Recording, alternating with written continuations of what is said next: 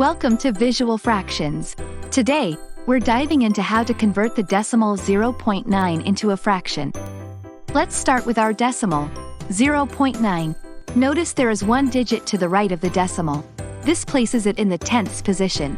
To convert this decimal into a fraction, you initially put it over 1, essentially treating the decimal as the numerator in a fraction where the denominator is 1. This sets up the conversion process where we multiply both the numerator, the decimal, and the denominator, 1, by 10 because there is one decimal place.